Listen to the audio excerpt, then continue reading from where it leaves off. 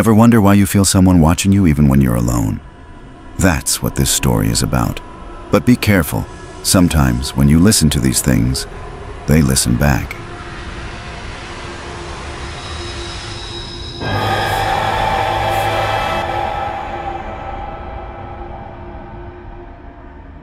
The Creek.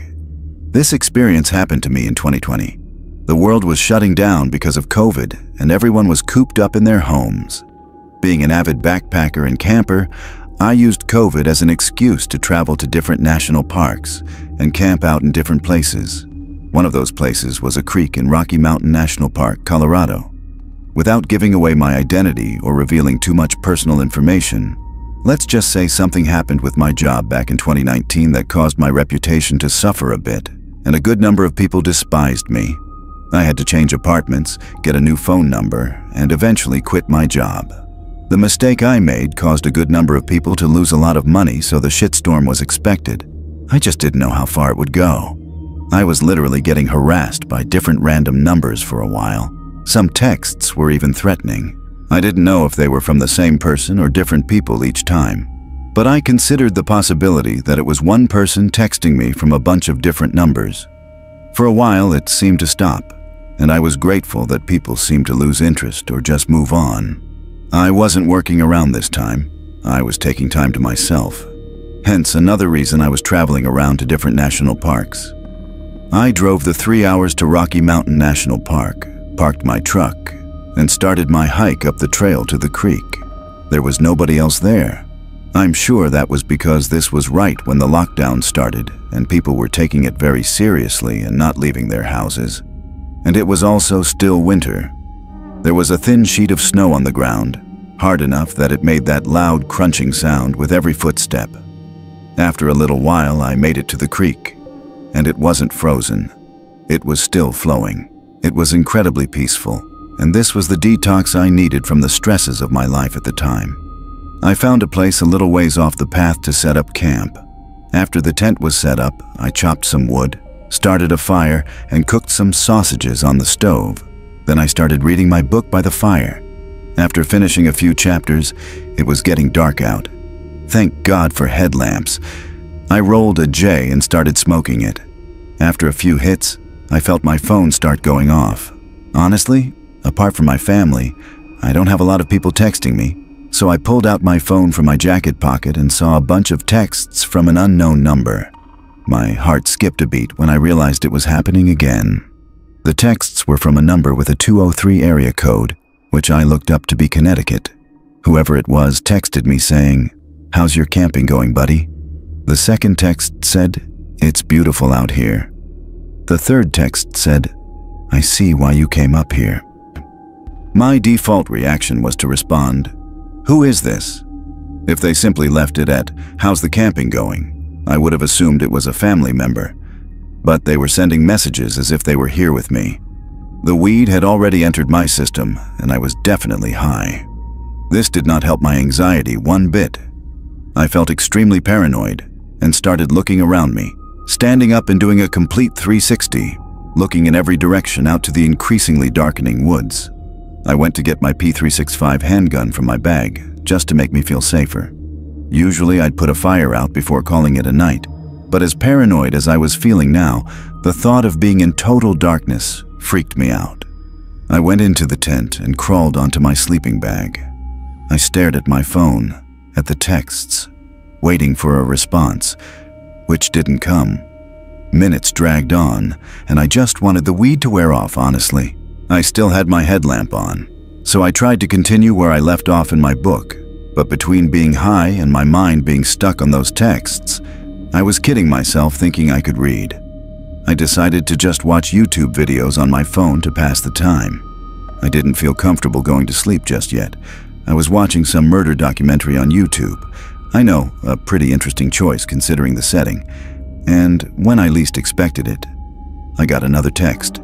It was a response to my question before. They replied, "Doesn't matter anymore." My heart started racing all over again. I replied back, "How did you know I'm camping?" But once again, no response after this. The anxiety of this situation was weighing heavier and heavier on me. Was this a prank by a friend or family member? Or was this one of those people harassing me again? But if it was the latter, how would they know I'm camping? That's the really uncomfortable part. I managed to kill an hour just watching videos on my phone, and I noticed the glow from the fire outside was growing dimmer and dimmer as the fire died down to almost nothing. In the wintertime, without the sound of bugs, the woods are dead silent apart from wind on a windy night. The second a video would stop playing, the silence would become deafening. Usually I'd embrace the peace, but my peace was completely disturbed because of these texts. Something then broke the silence. The unmistakable sound of human footsteps in the snow. They approached my tent until they were only maybe 6 feet from outside the tent. Then the footsteps stopped. I had the gun tightly gripped in my hand, ready to turn the safety off. There was suddenly a flash from outside. It looked like someone briefly shined a flashlight at the tent, or they took a picture. I had my answer soon enough. I heard the person walk away now, before their footsteps slowly faded out to silence. And as I expected to happen in the back of my mind, my phone dinged and vibrated, and that number sent me a photo. The photo was of my tent. Following that was a text that said, "Have a good night's sleep." I can't explain it, but suddenly it felt like I completely snapped out of the remainder of my high, and a bout of adrenaline and confidence overwhelmed me. I unzipped the tent and shot 2 rounds into the air. The sound of footsteps running away in the snow in the not far distance told me that it worked and scared the person off. But it also disturbed me even more because that would mean they were still hiding somewhere in the distance, watching. I screamed a threat into the air and climbed back inside my tent.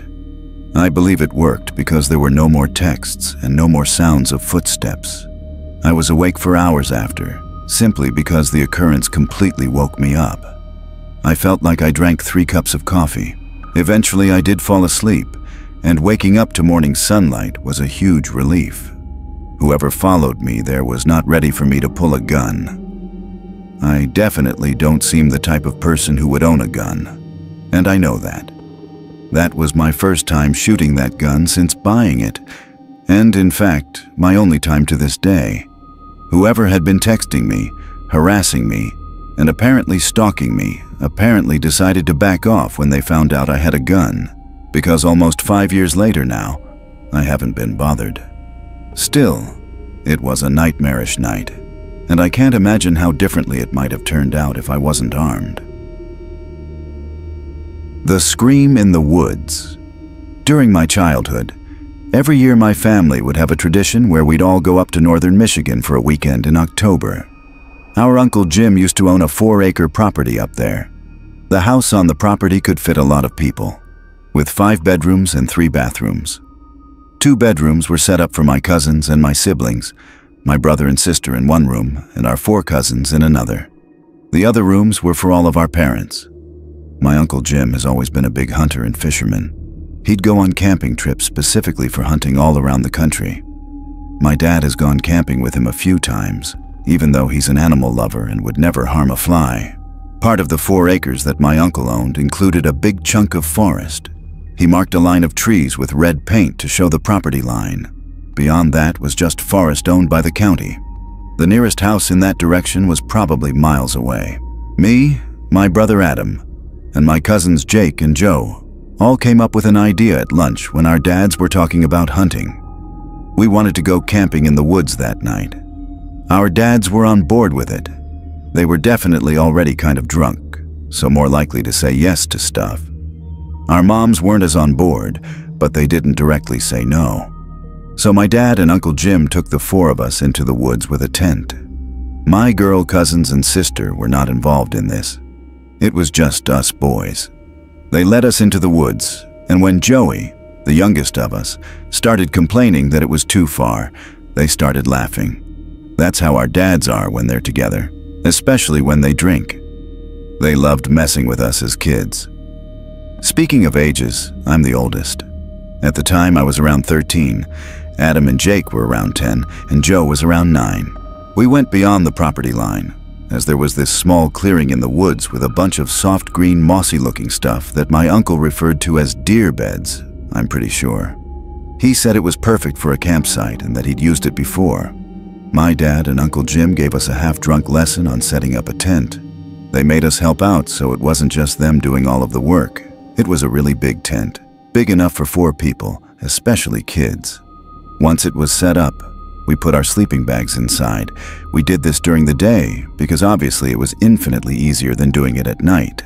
After all of that, we went back to the house and played games outside until dinner time. At dinner, our moms again expressed that they weren't fans of this idea, that we were too young to be out in the woods alone. Our dads insisted that we'd be fine, and I remember my dad making a joke that we'd be close enough for them to hear our screams if something were to go wrong. It wasn't until later on that our dads led us back into the woods to the tent. We all had flashlights and extra blankets since it was cold at night. I also brought a deck of Uno cards for us to play. When we all got situated in the tent, my dad and Uncle Jim left back to the house. We were suddenly alone in the woods. Honestly, we weren't as close to the house as you think. We were deep enough into the woods where you couldn't see any light from the house. We started playing Uno for a while. I'd say at least half an hour. Playing Uno is actually a really good time killer. It passes the time really well. The tent was lit up by our flashlights arranged in a circle. All was fun and swell until we heard a scream in the distance. It sounded like a girl's scream. We all went silent and looked at one another with the same faces. I then remembered that foxes' screams can sound like the scream of a woman, so I told everyone that. I saw how freaked out Joe was especially, but my statement calmed everyone down. We continued to play Uno. I actually won like every single round. At that point, no one had mentioned the scream again. It was most likely out of all of our minds. But then it happened again, much louder and much closer this time. This time, it sounded a lot more human. We all went silent again, and even I was freaked out. Joe looked like he was going to cry. I told everyone to turn their flashlights off. We crawled to our respective sleeping bags and sat in the darkness. None of us had the courage to run out into the woods back to the house. It's that fear of running and being chased, and just the thought of catching the attention of whatever was out there with the sound of our footsteps. Somehow, hiding inside a cloth tent felt like the safer option, so we waited and waited in silence. We still whispered amongst each other, wondering if it could still be a fox. I was truthful and said, "I don't know, hopefully." I don't know who heard it first, but we all sprung up and looked at one another again when we heard very fast footsteps crunching the leaves approaching the tent. Then they stopped, and there was an ear-piercing, gut-wrenching scream that sounded like a girl or woman. It was right outside the tent, and the tent started shaking violently. All of us started screaming. Jake and Joe were screaming in fear, while my brother and I were screaming things like, "Get out of the tent." I unzipped the door of the tent, and one by one we all ran into the woods with our flashlights on, the only reason we could see anything. That run back to the house was the most on-edge moment of my life, like a life-or-death kind of feeling. We made it to the property, screaming the whole way, and our entire family was already outside in response to it. All 4 of us made it back safely. We explained the screams and the tent shaking, and they were all shocked and horrified based on their reactions. Then I noticed our cousins Jamie and Christina and my sister weren't outside. I called out my dad and uncle, accusing them of sending one of the girls to scare us, but when they showed us that the girls were already in bed, that's when it was clear. Someone we didn't know was out in the woods. Our dads went out into the woods with a couple of rifles and returned after a while, having found nobody. The next day, we all helped bring the tent and other stuff back to the house. Obviously, you can guess that was a one-and-done thing. We never camped out in those woods again. Hell, we didn't even play outside after dark anymore. What kid would after such an experience? My guess is as good as anybody's as to who was outside of our tent and why they were doing what they did. The woman on the frozen lake. This happened a few winters ago. I had just finalized my divorce about 6 months earlier, and to put it lightly, I needed a reset. Christina, my girlfriend at the time, suggested we take a trip somewhere quiet, something different from the chaos I'd been dealing with. We found a rental on a lake in upstate New York, and I booked it for a week without much thought. The place was exactly what I was looking for.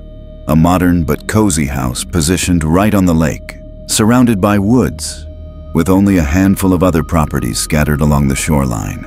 Most of them were empty. It wasn't exactly peak season for lakefront living, and I welcomed that. I really just wanted to be as far from civilization as possible. The host wasn't going to be there, but he gave us some detailed instructions on where to find the keys and some notes about the house. You know, all the standard Airbnb stuff. We arrived in the morning, and when we got there was a small package sitting on the front steps waiting for us. There was no return address, just a little handwritten note that said, "Enjoy your stay. Make sure to stay warm." That part was kind of cute. But there was something else in the package. A tiny box of matches. We figured it was some kind of welcome gift, a weird one, but harmless enough. Christina laughed and made a joke about how the upstate people have always been a little odd, and that was that. The next 2 days were exactly what we wanted. Long hikes through the snow, hot drinks by the fireplace, total peace and quiet. Oh yeah, I should probably mention that the snow had been steadily falling since we arrived. Not quite a blizzard, because there wasn't that much wind or fog, but there was enough snow to make the landscape feel untouched. It was perfect. I think it's a good time to describe the layout of the house, at least somewhat. The master bedroom where we slept was on the second floor. It had these massive windows across from the bed that overlooked the lake. The roof, or at least the windows, must have been pretty thin because we could hear the patter of snowflakes from inside, which was a really nice touch. There was also a skylight in there, so we could fall asleep to the beautiful sky and snow. Sometime after midnight on the third night, I woke up to a sound. It was barely audible over the wind and the snowfall. The first thing I noticed was actually the storm. The snowfall had gotten considerably heavier since I'd fallen asleep, and the outdoors was starting to resemble more of a blizzard. I shifted my focus back to the sound and realized why it stuck out. It sounded man-made, almost mechanical, unlike the natural sounds you'd expect to hear out in the wilderness. I quietly got out of bed, careful not to wake Christina, and made my way across the room. I looked out the window and saw the last thing I expected to see: a snowmobile. It was moving slowly across the ice. I know it's not the most abnormal thing. People drive snowmobiles on frozen lakes all the time, but I was just so confused given how late it was. Like I said, the snow was falling more heavily now, so visibility wasn't great, but I could still make out the shape. The driver was moving cautiously, like they weren't completely sure about the ice, and then they just stopped entirely. I watched as the person climbed off and started waving their hands like they were in distress. It looked like they were shouting, but I couldn't make out what they were saying. To my horror, I realized they were facing in the direction of our house. Did they know we were there? It was impossible. Either way, it looked like they needed help, so I woke Christina and told her what was happening. Then I got dressed, went downstairs, and stepped outside onto the deck. It was freezing, even with the layers I was wearing. As soon as I opened the door, I got hit with another surprise. The person on the ice was a woman. I could tell because she was shouting for help, saying, "Thank God someone's there," and repeating that she had lost her little boy somewhere in the snowstorm. It sounded like she was crying, borderline hysterical. It wasn't a question of whether or not I'd help. If there was a child out there in that weather all alone, they weren't going to last long. I laced my boots and made my way toward the lake, telling Christina to stay inside. As I approached the woman, I started to make out more details of her appearance. She was bundled up in a thick fur coat, and her hair was pulled back into a tight braid. The ice was completely solid. There wasn't even a chance of falling through. So I started to relax, knowing it would have been impossible for that little boy to fall through. As I got closer, she started saying that he had run away from home and that she was looking for him. That statement gave me some pause. I had expected her to say something like he had fallen off her snowmobile and she hadn't noticed. And then I started to think about how ridiculous even that story was. How the hell do you not notice your own kid falling off a snowmobile? The adrenaline must have been clouding my judgment, because I hadn't even thought about that until right then. I was just about to ask her for more details when she said something that literally made me freeze. She asked me if I still had those matches, and I could tell she was smiling. For a split second, I had no idea what she was talking about, and then it all clicked at once. The matches, that package from the first day, the note. She had left it, not our host. Before I could react, she reached into her coat and pulled out a gun. She demanded my wallet and phone, and I gave them to her. I had no other choice. The whole interaction happened within the span of not even 30 seconds. Without another word, she climbed back onto the snowmobile and disappeared into the whiteout. As she was speeding away, I turned toward the house and ran as fast as I could on the ice, shouting for Christina to call the police the whole time. She was already on the phone with them when I finally made it back to the house. I locked the doors and paced the room, still shaking. I kept looking outside, half expecting to see that snowmobile circling back. The cops showed up about an hour later. By that point, the fresh snowfall had already covered any tracks that woman had left behind. Christina was hysterical, but I was mostly angry. I had come here for peace. There was hope, though. I couldn't think of a reliable way that woman had gotten her snowmobile onto the lake, so I expected the police to at least find the vehicle abandoned somewhere. Unfortunately, I was wrong. The police searched the area and found an old boat ramp on the far side of the lake. Their best guess was that she had come from there. I was furious and insisted they keep looking, but they told me the same thing I already knew. There wasn't much they could do. Even if she left something behind, they'd never find it in all the snow. With Christina's help, I tried tracking my phone, but by that point, it was already offline. The one good thing about the whole ordeal was that the Airbnb host refunded the entire trip. He sounded genuine on the phone and confirmed that he knew nothing about a welcome package. But something about the whole thing didn't sit right with me.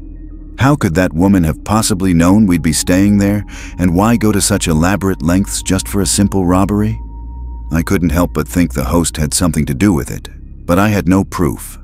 I brought it up with Airbnb, but they were about as helpful as you'd expect.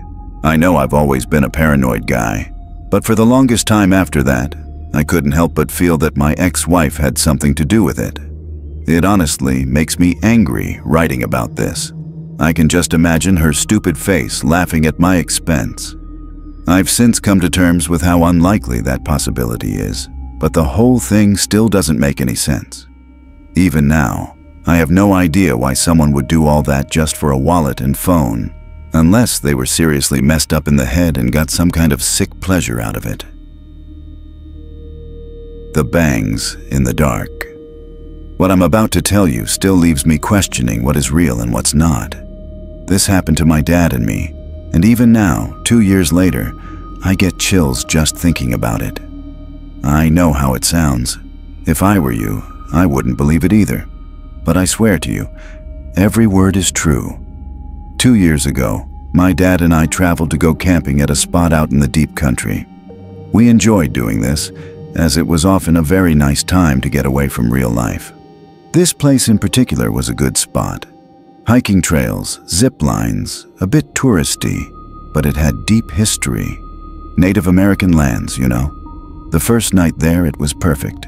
Families at other campsites, campfires everywhere, kids laughing. The kind of peaceful night you go camping for.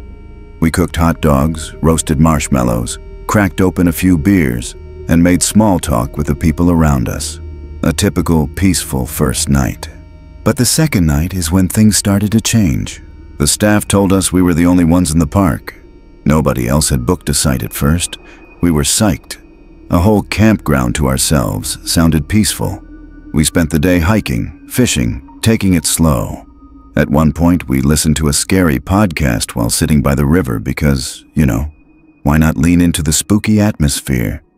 We thought we were being funny. By the time the sun started setting, we were feeling good. A little buzzed from the beers, tired in that satisfying way after a long day outdoors. We decided to head to the park's information center to charge our phones and grab some snacks before it got too dark. The walk back to our campsite, That's when the unease set in. The woods felt different, the air was heavier. The sky had this weird tint, like twilight didn't want to leave. My dad turned to me and said, "Doesn't this feel off, like we're in some kind of dream?" And he was right. It did. The forest felt endless, stretching out in every direction. My chest got tight. I couldn't shake the feeling that we weren't alone. We didn't say much after that, just kept walking, both of us glancing over our shoulders like we expected to see something lurking in the trees. Back at camp, we stayed close to the fire. We didn't really talk about the weird feeling. We didn't need to. It was like we both silently agreed to keep things normal, pretending nothing was wrong. We roasted marshmallows, played music, even smoked some weed to try and distract ourselves. Not the typical father-son moment you would expect, but by the time the sun dipped below the trees, we could no longer see what was in front of us except for the fire. That's when the uneasy feeling had grown into something worse. As we sat by the campfire roasting s'mores, I want to say at about 9 o'clock, we heard a noise. It was a bang, as if a tree fell. It came out of nowhere, loud and close. It echoed through the woods from the direction of the river, maybe 100 yards away. We grabbed our flashlights and pointed them toward the sound, but there was nothing. No movement, no glowing eyes, nothing. Bigfoot, we joked, nervous laughs slipping out, but neither of us believed it. A few minutes passed, then it came again. Louder this time, farther off, but the same sound, same weight. We shined our lights again, but the forest swallowed them, allowing us to see only the trees surrounding our tent. And then the third bang, closer. That's when the fear hit. Whatever it was moving toward us, like it was circling the campsite. Then, before we could even collect our thoughts, the fourth bang happened about 20 yards away, maybe less. That's when the real fear and adrenaline set in. Whatever high I had from the weed was now long gone. My dad turned to me with his eyes wide. I saw the fear in his face. We agreed to get in the tent. We quickly scrambled and threw the last of the firewood onto the fire, hoping the flames would scare off whatever was out there. Then we scrambled into the tent, leaving everything else behind. I ran inside the tent and quickly dropped to the ground, lying flat. My dad moving a little slower, following right behind me. As he was about to get into the tent, the loudest bang happened. So close it felt like the ground shook. My dad froze, staring out into the dark. I said his name, grabbing his attention as he stared in shock. Then he quickly jumped into the tent. He muttered, "It's standing there." "What's standing there?" I asked. "I don't know," he said, his voice trembling. It was like a wall of darkness. He sat by the zipper as I buried myself under my sleeping bag, trying to move as quietly as I could. He sat there clutching the only weapon we had, a small knife. Useless really, but it was all we had. Then came this vibration noise that is still hard to explain to this day. It started low, like a hum, but it wasn't just sound. It filled the air. It was a feeling inside of us, making our chests tight. I've never felt anything like it. My dad whispered, "You hear that?" I couldn't answer. I just nodded, too scared to make a sound, feeling like we were being hunted. This went on for about 5 minutes as we sat in silence. Then came this other sound. It wasn't an animal, and it wasn't human. It was this guttural, alien-like noise, as I like to put it. It honestly sounded like the Demogorgon from Stranger Things, nothing I have ever heard before. We stayed frozen in that tent, too scared to breathe, too scared to move. I had this small mesh window right by where I was lying, but I refused to look outside with the fear of being seen, just sitting there trying to control my breathing as my dad still sat there with the knife. And that's when the weirdest thing happened. In the middle of all the chaos, we just blacked out. Neither of us remembered trying to fall asleep. My dad was still clutching the knife when we woke up, lying in the middle of the tent. I woke up on my back in a panic, as if something was standing over me. My first thought was to grab my phone to check the time, but it was dead. I asked my dad to check his. Dead too. Both had been fully charged the night before, making sure we had them working in case of an emergency. We stepped outside to pee. As we stood 5 feet from the tent, peeing back to back, still scared out of our minds, we saw that it was still pitch black outside. The air was cold and still. The food we'd left on the table was completely untouched. The fire we'd stoked before diving into the tent had burned down to ash like it was never touched. The whole place felt wrong, like we shouldn't have been there. We waited the night out in the tent without saying much to each other, just trying to get some real sleep. We packed up in silence, not saying a word until we were in the car, when we finally talked about it. We realized we both felt the same thing that night, watched and hunted, like something was waiting for us to slip up. We told my mom when we got back. She thought we were crazy, said maybe we got drugged or inhaled some weird gas, but it wasn't that. Whatever happened that night, it was real. We both experienced the same thing. To this day, we don't know what it was. We didn't see it, not fully. But my dad came closest.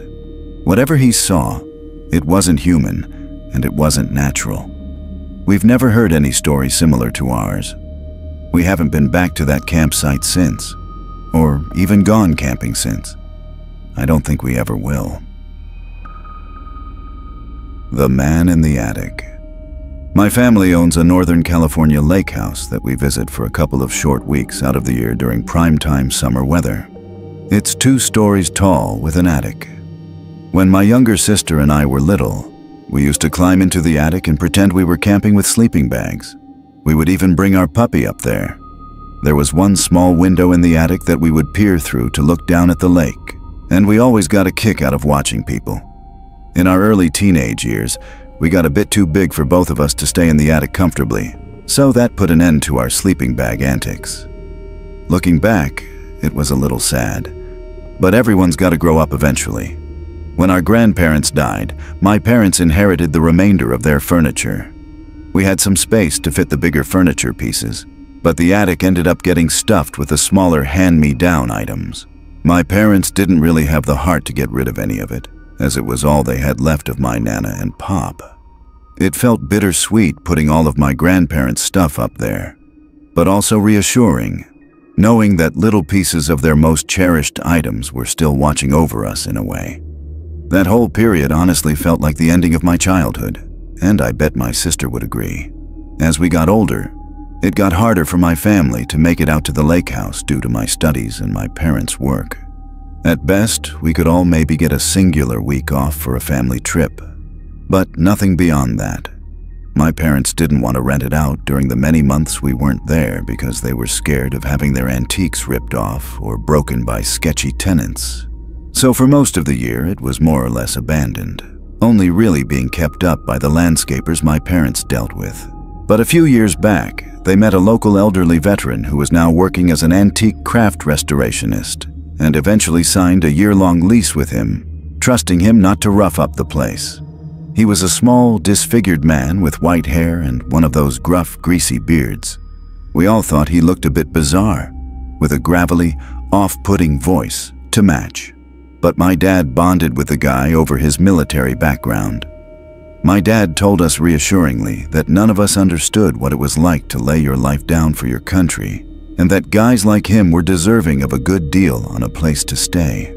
We didn't really have a say in what my dad decided, but I can tell firsthand that this elderly man seriously creeps me out. Besides just that, we were all a bit sour about my dad signing the lease with the guy because it also meant we wouldn't be able to visit the lake house in the summer. Anyways, my parents could use the extra cash while putting us through college, so my sister and I got over it. Even though our parents trusted him to keep the place from burning down, they would periodically check in on him through a little prodding from the landscaper workers. Plus, my parents had to make sure he hadn't fallen or had any issues that had gone unnoticed. These indirect check-ins seemed like the perfect solution. We stayed out of his nose, but still got peace of mind. You might call that a little invasive, but this guy was getting a great deal on the place anyway. I guess an elderly, crusty guy in his twilight years couldn't really care less about occasional questions from laid-back landscapers now and then. It wasn't like he was going to be able to physically keep the lake house in shape by himself anyway. My dad reasoned that his rent at least covered the maintenance. Despite it looking like he'd been a decent tenant, that all went out the window when the maintenance guys pointed out his predatory behavior to my mom over the phone. They told my mom that while doing landscaping for the neighbors' yards, they'd often spot him sitting weirdly on the porch, staring at the children by the lake. They said they had caught him doing other things too that I don't really feel comfortable repeating. My mom was a real saint and absolutely loathed the idea of a disfigured old man eyeing children while being a tenant in her beloved lake house. For months, she talked my dad's ear off about it until he couldn't take it any longer. I still remember my mom screaming at him about how irresponsible it was for us to be accommodating a potential predator. My dad finally cracked. When the end of the year-long lease was up, my dad tried to let him down easy. He had high respect for him as a veteran, and my dad lied and told him they planned on having some work done to the house that would leave him without electricity or plumbing for a few months. The guy left without too much of a fuss. It wasn't like the money my parents had made off him was great. They assumed he'd be able to find another spot just fine. My mom told my dad to stop worrying about him so much.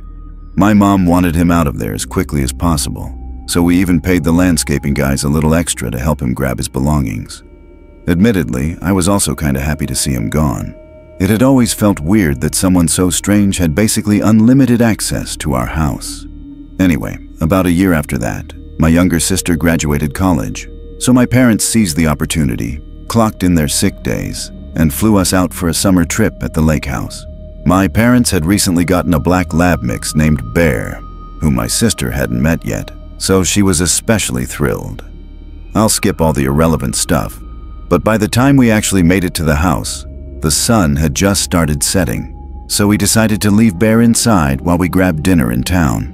The house wasn't stocked with groceries or anything, so we didn't really have another option. Before we left, I noticed Bear was acting strange. His ears were perked up and he kept pacing, like he was waiting for something. I figured he was just restless from the long trip and brushed it off. We weren't gone long, just enough time to eat and let the heat die down.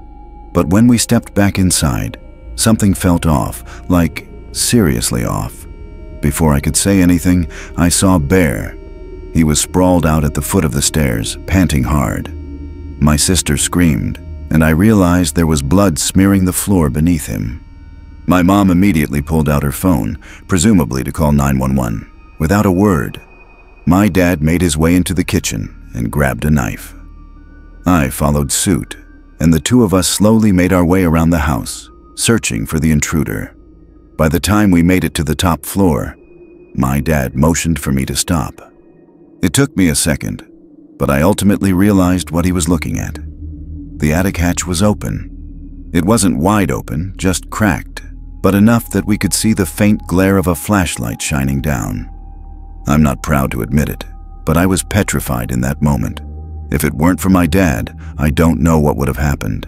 Without hesitation, he yanked the hatch and started bounding up the ladder. I didn't follow this time. I was too scared.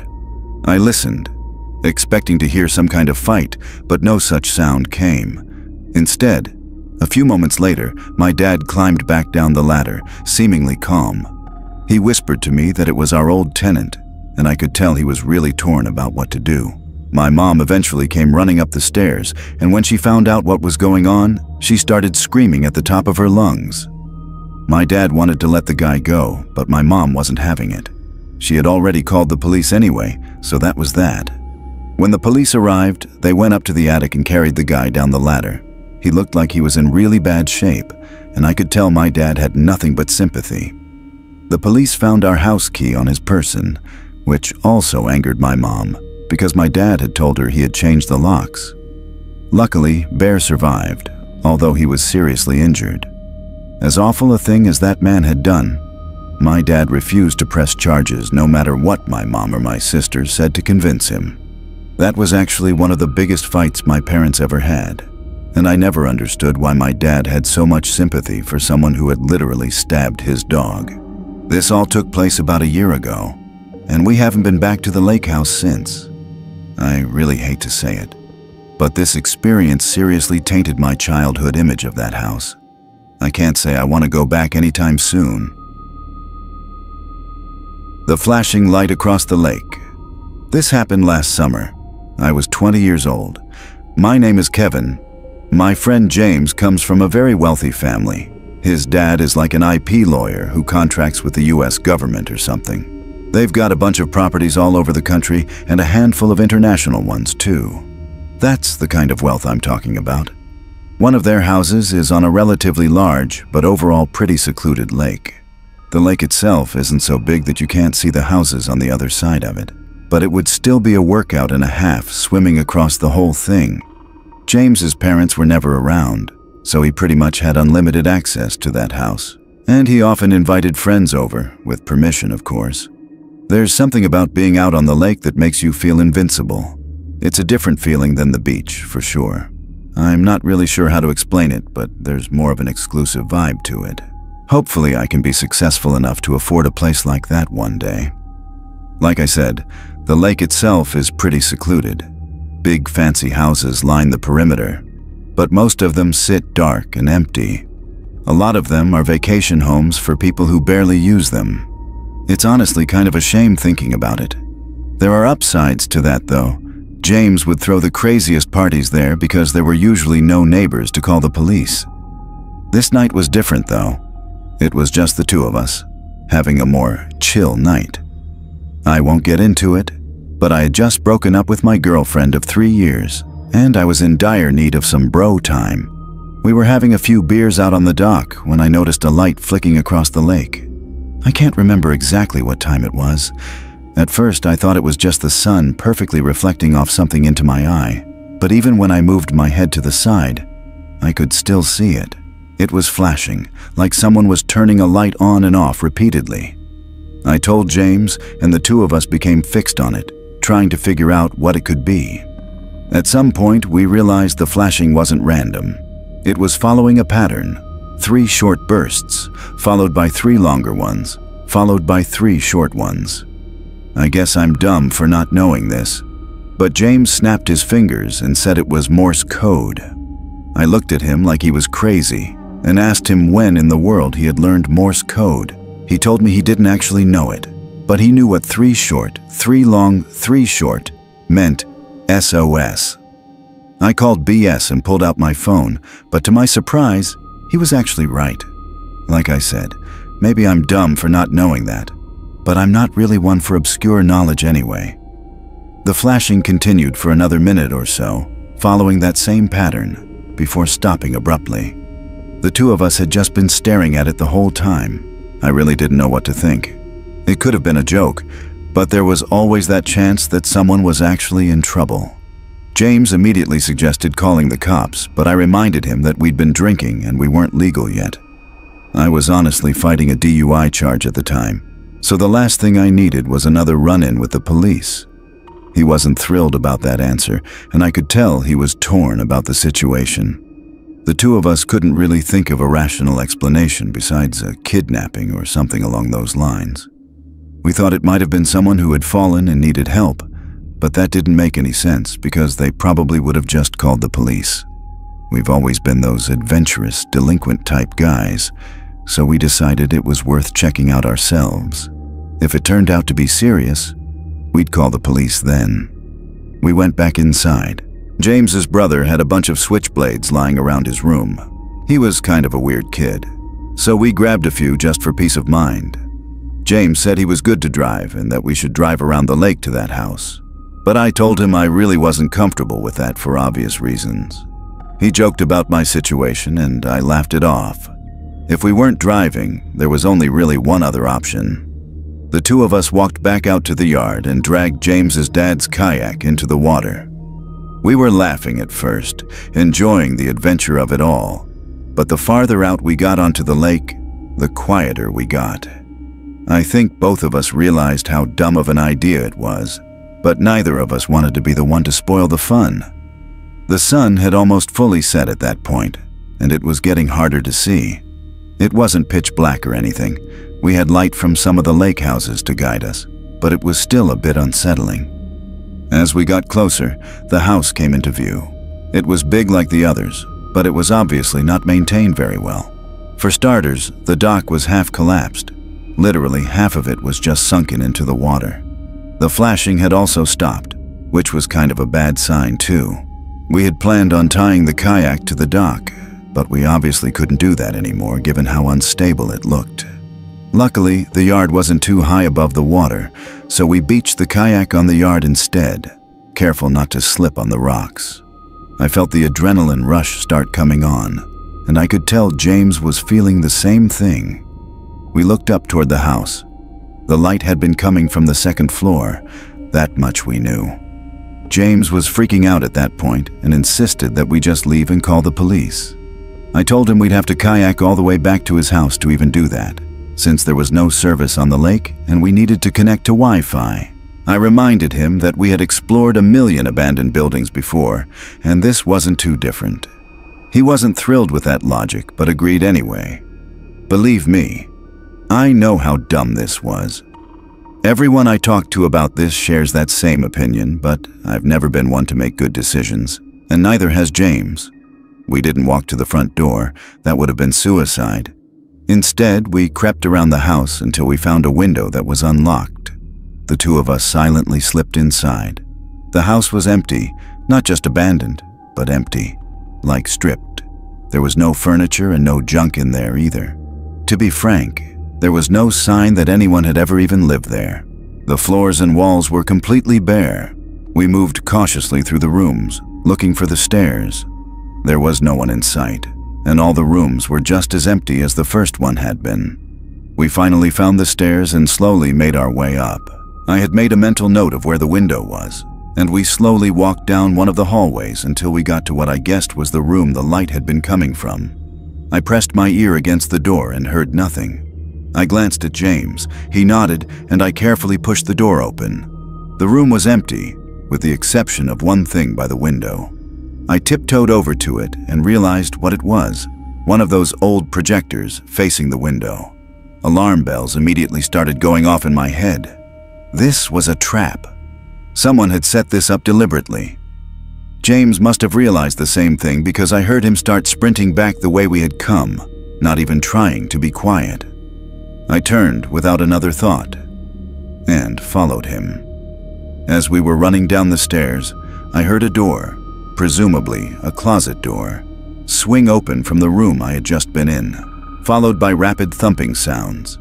We bolted down the stairs and back through the house to that first window. James jumped through and I was next. As I was climbing through, I heard those footsteps from behind me again, bounding down the stairs. I didn't even look. I just made it through the window and ran to catch up with James, who was already down by the lake's edge. As I was running to catch up, I heard him curse, and I quickly realized why. The kayak was gone. I turned, and from the side of the house, there was a person running toward us. I could barely process what I was seeing. He was fast. I couldn't get a good look at him, but he was big, definitely an adult. I pulled out my switchblade, ready to defend myself. I expected James to do the same, but instead, he turned and jumped straight into the lake. Sneakers, hoodie, everything. I didn't even think. I just followed. The water was freezing, but I didn't care. I swam as fast as I could, trying to fight the burning sensation in my arms and legs. We swam toward the light from James's house, which looked like it was miles away. The swim felt endless, but on pure adrenaline, we made it. By the time we dragged ourselves onto James's dock, I thought I had hypothermia. I don't think I've ever been that cold in my life. We ran straight inside, locked every door, and called the police. It took them almost an hour to show up, which was honestly kind of outrageous. When they finally did, they went straight across the lake to investigate. They were over there for a while, but when they came back, they told us exactly what I expected to hear, that there was no one.